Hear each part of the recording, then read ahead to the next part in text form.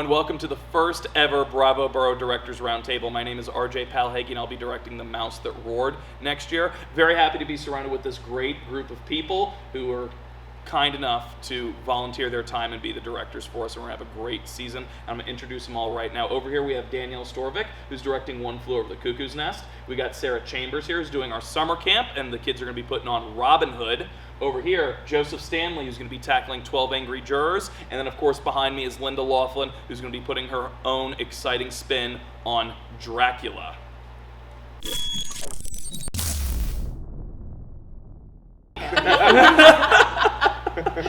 It's supposed to be super casual. We're going to talk some shop and this and that, and it's just, we've all been in community theater for a while, and we've all worked on stuff. So what kind of made you, we all kind of reached out and talked to each other about the projects. What is, why you want to do this project, this time, something like that. Someone start speaking, because I keep going. Well, it's been a while. I'm a fairly green director. Okay. I've only done 2 shows, and it's been a while since I've actually even done that. I've been on stage, a smattering here and there. But when you reached out, it was a show that I really like. But it's not something that I ever anticipated that I would direct or anything, but it was really appealing, and it's a cool new space, cool new people, so I just thought I'd dive in, give it a go, get back on the horse. That's what was, brought me in. Absolutely. And did you see the show before? How did you even know about it? I have seen the show. I've seen the movie, I'm reading the book currently, and the show that they did at MLT several years ago, and they did a great job, and that was really a big reason, because it's you see things, and even if you haven't directed before, you see things and you're like, oh, I like that was great, oh, that person did that, awesome. And then as you grow and you get older and things, you find oh, maybe I would have done that differently. So like I said, it's not something that I would have reached out and grabbed, but the opportunity presented itself. So yeah, 100%. Absolutely. Yeah. Fantastic. Yeah, and for me, this is 12 Angry Jurors will be just my second time directing. I've been in a number of shows, acting and performing since going all the way back to high school. And the last show that I directed was Hedda Gabler for MLT back in 2018. So it's been a minute since I directed a show, and I'm just looking forward to taking the things that I learned in that first show that I directed and, righting the perceived wrongs of that first directorial effort, and hopefully getting this one better. Not to say that was a bad show, but just in general, taking those lessons and learning from them and then executing on them. And also, I'm just really excited for the show. I remember seeing the movie whenever I was in middle school, and just one of those kind of moments where it just clarified my love of movies, and then learning, oh, it was a play and all this, and it's lived with me. I have a lot of friends who really enjoy that. One of my friends, it's their favorite film. So wow. I'm excited to see what I can do with it whenever it has such a sort of lasting effect on people. It is actually interesting how you just said about the movie. It did just actually strike me, all the shows besides the Christmas show, which of course we don't know what it's going to be, there is a movie version somewhere of each of the show. There's obviously Jack Nicholson and who's in the movie? Is it Henry Fonda? Yes. Henry Fonda. You have a pick of Kevin Costner, Errol Flynn. You got choices as well. Linda, from Gary Oldman to Bela Lugosi. Yeah, I just realized all of the shows are. Don't watch the movies beforehand. Just come see the shows and then do it. Yeah. So, Sarah, you're doing the summer camp, and when we first talked about you directing this and that, you said you like to work with the kids. So why do you hate adults? Because they should know better. I'm a teacher. I've been a teacher for 18 years, and I think that our kids by kids, I think teenagers and kids, man, it's tough. It's tough out there. And theater kids especially, they just beat to a different drum. And if they don't find their people, if they don't find their group, if they don't find a place that they're accepted, we lose those kids. Mm-hmm.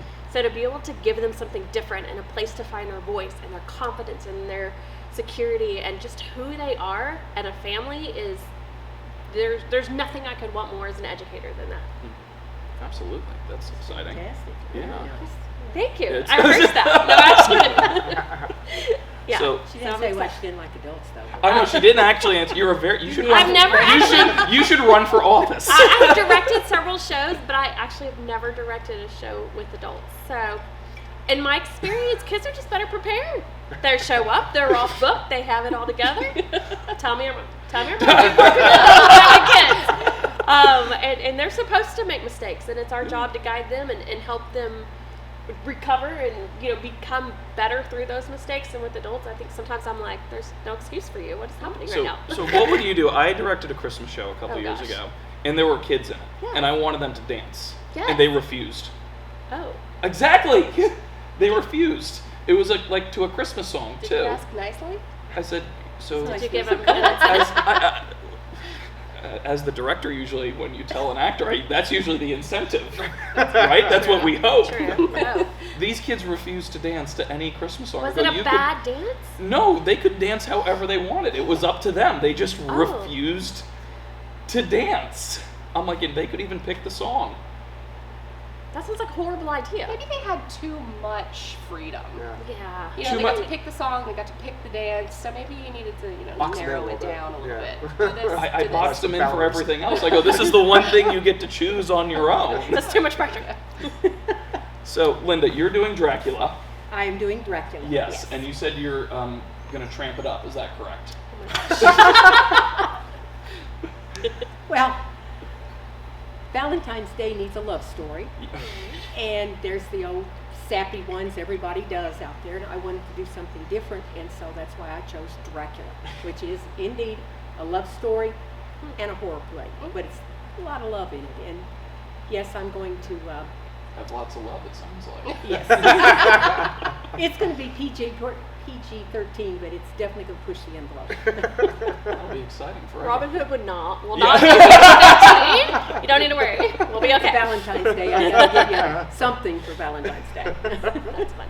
So it seems what we try to do when we pick shows is find shows with heart, and I think each of the shows that we have has that heart and kind of a message, but not like a preachy message, and there's definitely a lot of art subliminally hidden in all the shows that we've picked. So if anyone has any comments on that, so we can get that side of the theater spectrum.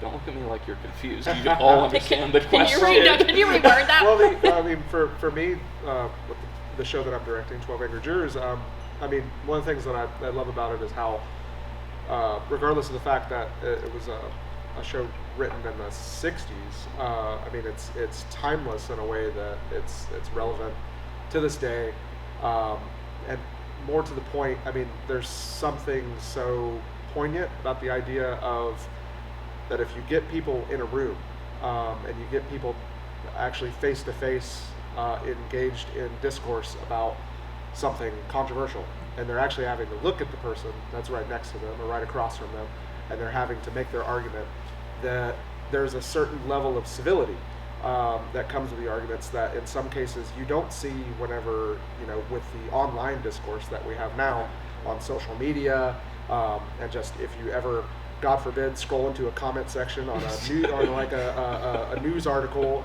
that kind of stuff, the anonymity that comes along with online discourse, I think discourages people from being civil, and it discourages people from being polite and trying to get their message across without just resulting to insults and just tearing people down. Whereas when you have people together in a room and there is that the physicality of being present in that space together, it's oftentimes a much more productive conversation, and I think that's so relevant to our present moment. Absolutely.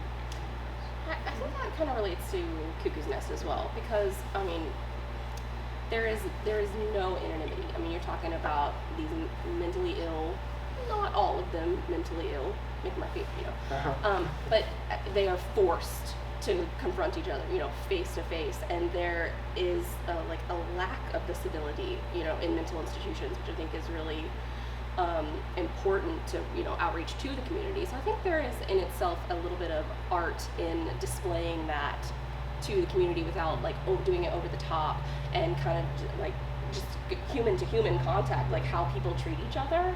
And I think that kind of goes off the rails about art, but what you said about civility kind of relates, I think, very much so to Cuckoo's Nest, like displaying it and how humans treat each other. Because I mean, again, I mean, that's another show that was written, decades ago, and it's still, with mental illness. I mean, there's still like so many members of society ostracized and just pushed away because of a topic that we're not really willing to discuss. Nobody's comfortable with it. Nobody's comfortable, and I think that in that way, you're right. There is that lack of civility in dealing with people like that. Well, on the other end, The Mouse That Roared is a ridiculous, absurd political satire, which I don't know if it relates as much today. If it relates to you, that's fantastic. Good for you.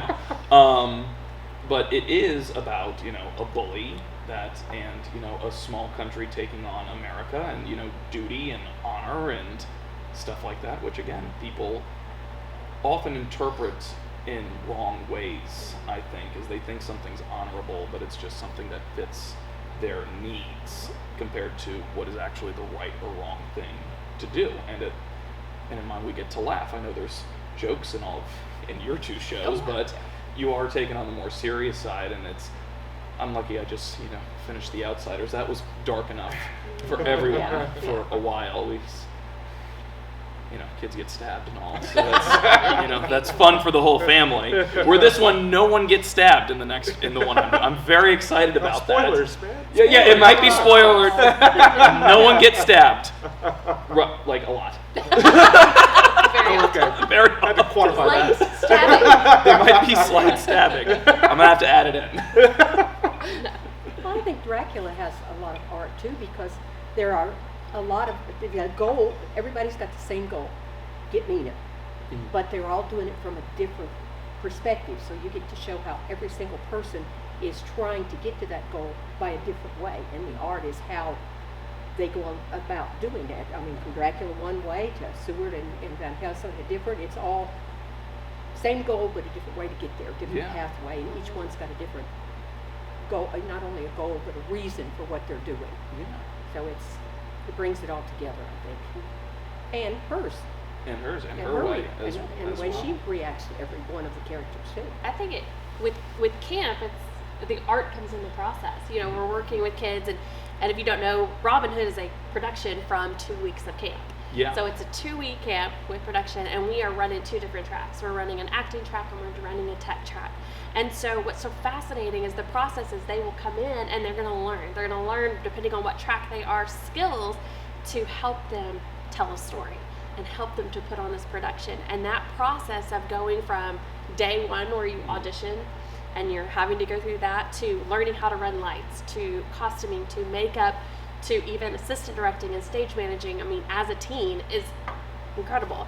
And to get to go on and put something together that really, it's not going to be about me or you, it's going to be about them and what they create and what they produce, and that's pretty sensational. And then hopefully we get some kids who are good enough that we don't have to do this ever again. It's really a trick. You come to camp and then you're in charge next year. Yes, and then they would probably love it and surprise us all. They probably would. Who knows what the hell they talk about though?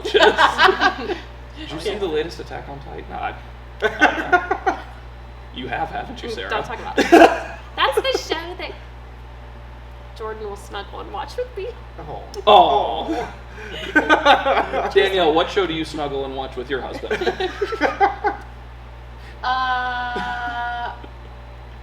No. He has like show ADD, so there's no. You're constantly hopping. Yeah. Constantly hopping. So Robin Hood, they steal from the rich, give to the poor. Yeah. Will you teach the kids to steal? No, but I think it brings up a question of, sometimes in life we have to do, what is it they say, the hard right over the easy wrong. Yeah.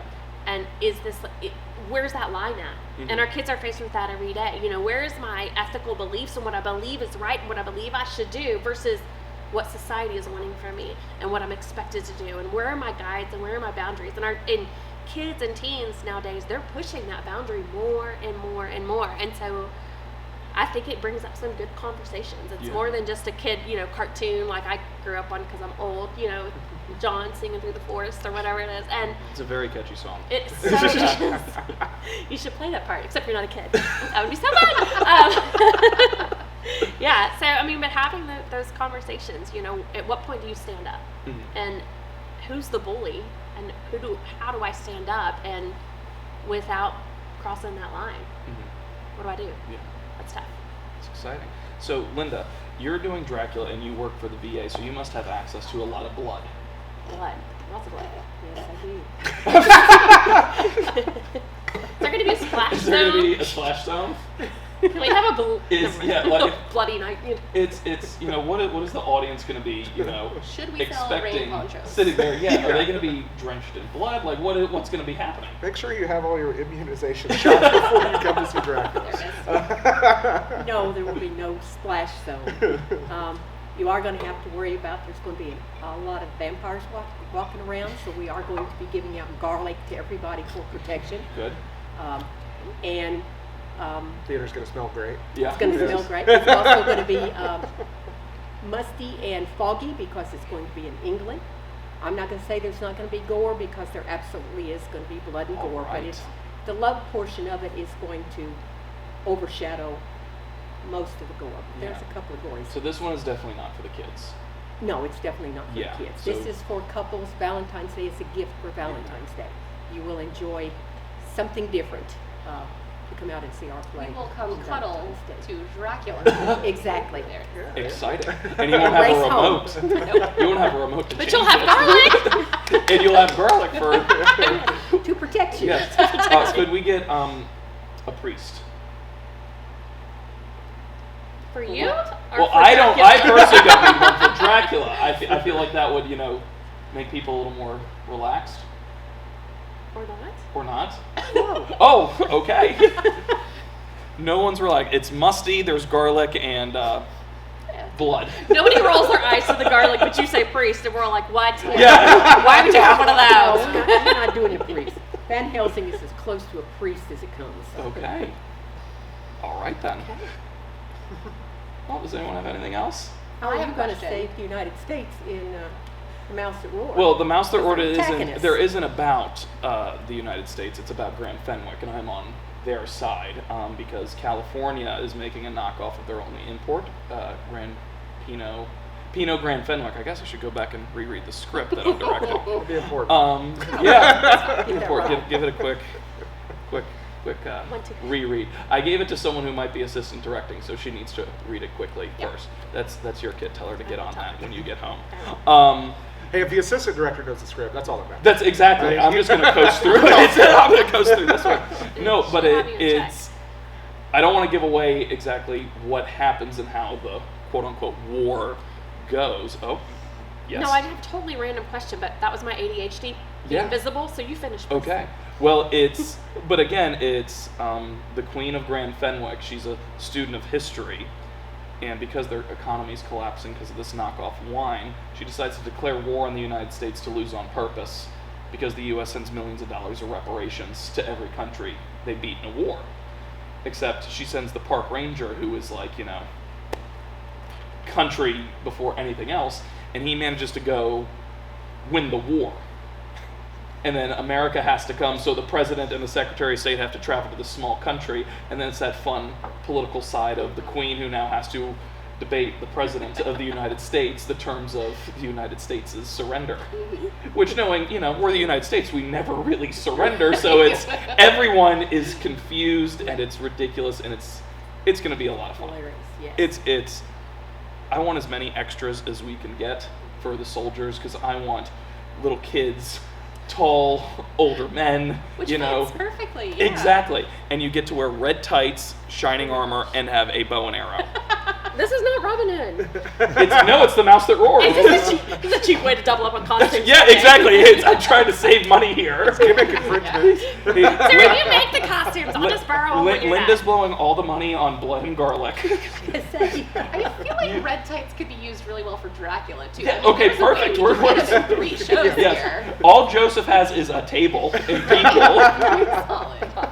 You want any blood? No, but I mean the garlic would be Yeah. good because There the you go. AC's busted in the show, so I mean it's gonna So, smell pretty bad. You're gonna have 4D, right? It's Yes, pumping yes. the smell.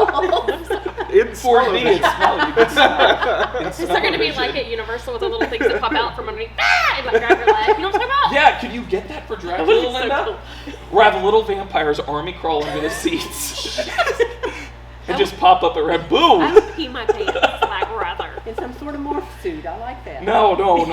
They have to be vampires. Little So black you're morph gonna, suit. you said kids. So your show, you're gonna have maybe some kids and some Kids, teens adults. In it. I want everyone because Are- it is a country. It is about a country going to war, and it's a small country. It's 5 miles long by 3 miles wide. So it is really a community coming together, going, you know what? Even though the queen and the politicians are like, okay, we're gonna lose on purpose. It's all, it's all gonna work out. They have to convince their countrymen that this is the right thing to do, and we're going to go to war and defeat the U.S. because they have wronged us. And it's all that. So and the queen is, she's just taken the throne, so she's young and inexperienced, but she's been to school and thinks she knows a thing or two, and then she has to debate the president. Fun times. I don't have anything for smell-o-vision, unfortunately. That one can't be 4D. There's No garlic. There's no food. I mean, a mental you got garlic. institution, that could like roll over really well too. That's got to be kind of sticky. Yes. Sticky. Also Sticky, sticky, and sticky. stinky. And Yeah. Robin Hood, we're going to work on good hygiene. That's very important to teach children. So we need Especially the kids. we will be safe. We always say. And when you have to tell Mama, like, Mama, your Yeah. 10-year-old boy needs to bring some deodorant, Yes. like that's an awkward conversation, but it's okay. I'm It's prepared. Robin Hood will smell like a floor, so it'll just be It'll be heavenly when beautiful. people good. walk in. Yeah. So good. All right. Well, anyone else have anything else? I have a question. Yes. So, are you excited? Maybe I shouldn't bring this up. I don't know. Are you excited about it being 12 angry jurors? Like, Yes. because when he said that, I was like, wait, is that a different show? It took me a minute. Oh, So yeah. I thought that was super interesting. Yeah, I'm very excited to be able to cast, with complete inclusivity and, regardless of gender or race or anything like that, just whoever is right for the part, Yeah. putting them in there. Yeah. And the show is originally 12 Angry Men, but they've also done, the script is 12 Angry Men, there's also a 12 Angry Women, and now we're doing the 12 Angry Jurors, which is just, you can cast it however you want, which I'm a big fan of. I'm looking forward to casting the show because there's really not a bad part in that No, show. no. They're all Yeah. The they're all dynamics Cool. you could come up Yes. with for all of it is Yes. super exciting. Absolutely.